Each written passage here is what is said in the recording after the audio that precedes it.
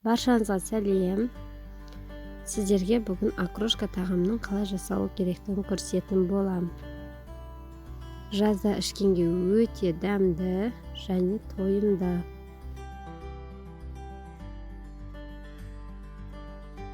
Алдымен бізге ыдыс, шұңғыл, одан кейін қияр, редиска, жұмыртқа, тұз, вареная колбаса, айран және укроп, пияз, көк пияз, міндетті түрде газдалған сусын, уксус және асылған картошка қажет. Кезек-кезегімен барлығын турап аламыз. Алдымен көк пияз бен укроп турап алдым мен.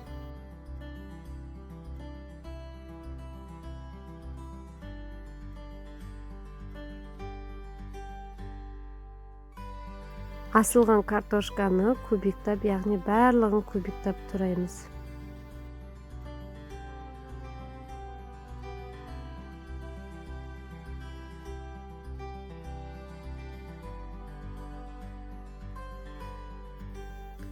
Редисканы да кубиктап турап, бұл негізі орыс халқының тағамы болғандықтан қазақтарда көп жасай бермейміз. Бірақ бір рет жасап көрсеңіз, үйіңіздегілер екінші рет міндетті түрде сұрайтын болады.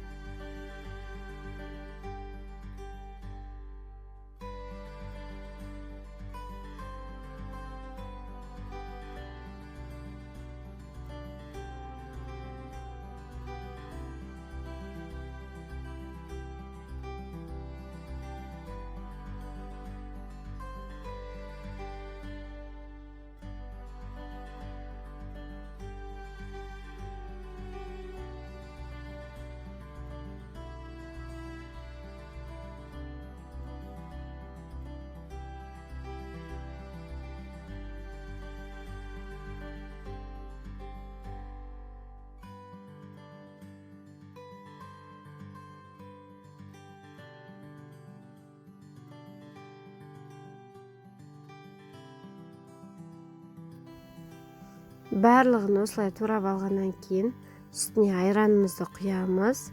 Оның үстіне міндетті түрде газдалған сусынды құямыз.